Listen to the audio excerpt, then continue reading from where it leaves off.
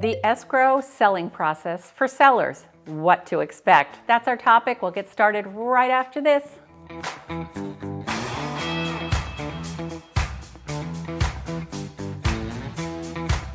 Hi, I'm Kim Ward. I'm a certified probate real estate advisor and broker of Horizon Real Estate's probate and trust help. As a seller here in San Diego, the final process is getting through the escrow process, meaning you've prepared the home, we've marketed the home, and we've negotiated offers, and now we have a perfectly great offer that we negotiated, and we're opening escrow. While the escrow process may seem very complicated, we're here to help you through it and make it as smooth as possible. And in that vein, we have put together a list, and that's what this video is all about, of what to expect during the escrow process.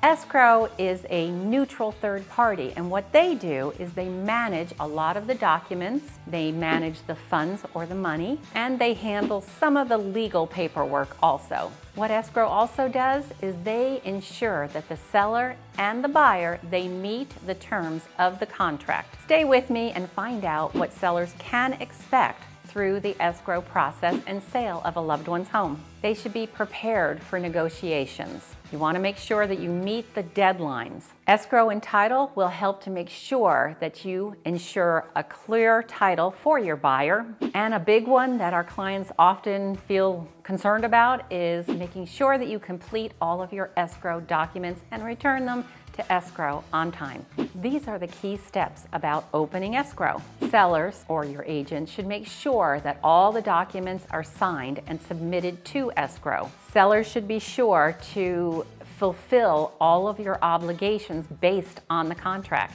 The escrow is opened once a purchase contract and all the documents that go with it are signed by both parties, making it fully executed. One of the things that happens after escrow is open is the buyer will send, usually via wire, their earnest money deposit, usually around 1% or more of the purchase price. That's ensuring that they are moving forward with purchasing the home. The next thing that happens is providing the seller disclosures to your buyer. There are many disclosures when selling a home, including a natural hazard disclosure, an exempt seller disclosure, lead-based paint, and more. And remember to please like, comment, and subscribe, and hit that bell button so you're notified of our weekly videos. Transparency in these disclosures, meaning if you're aware of anything, you should disclose it to your buyer to avoid delays or legal issues. The next thing that'll happen is the title company will start researching the title. They're going to be looking for any liens or things like mortgages, anything like that that must be paid off in order to sell the property and give the buyer a clear title. A few things that have popped up in the past is that the decedent, the person who passed away, they may have had some type of a tax situation or some type of a debt that had never been paid off, like a mechanic's lien, and that's when someone works on a home under a contract and they don't get paid, such as a plumber. They may put a mechanic's lien on the property, and you as the personal representative may not be aware of that, and it may pop up during this search of the title. The next thing during this process is your buyer's doing inspections on the property, and they may send over what's called a request for repair. That's where we're back to negotiating at what the buyer's asking for and what you as the seller are willing to concede. These are negotiations.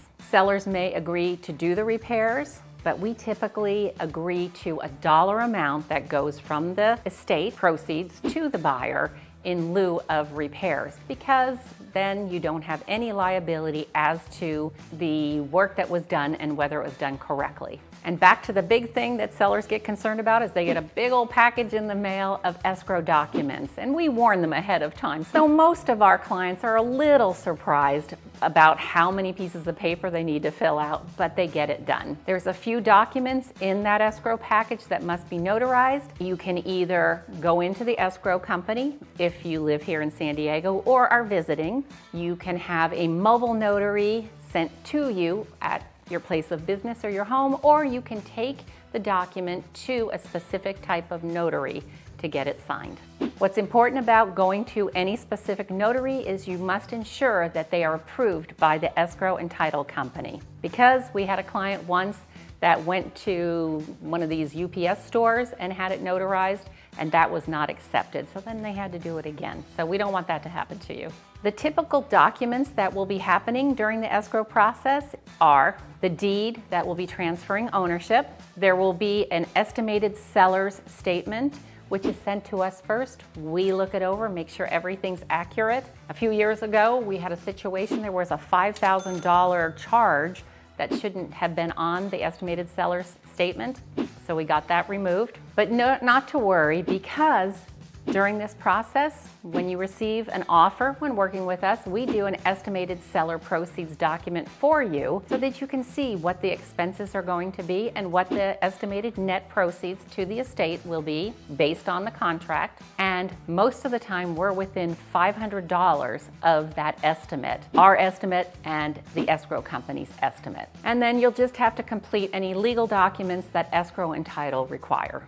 3 to 5 days, typically, before we close escrow, your buyer is going to do a final walkthrough. That is an item that will be in the purchase contract, and we'll have that timeline set in that purchase contract. So we'll know approximately that any agreed upon repairs were completed, which, like I said, most of the time we put some proceeds towards that, or to make sure that the house is in the condition that it was in when they first wrote the contract to purchase the home.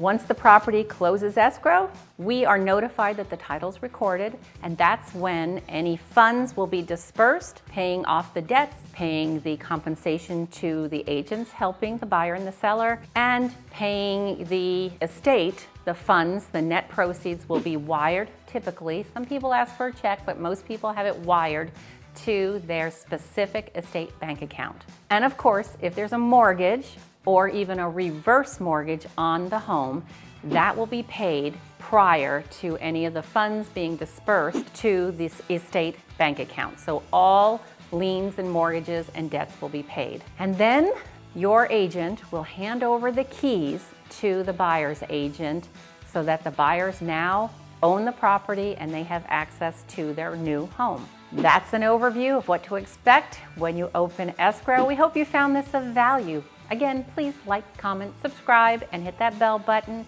and we'll see you next week.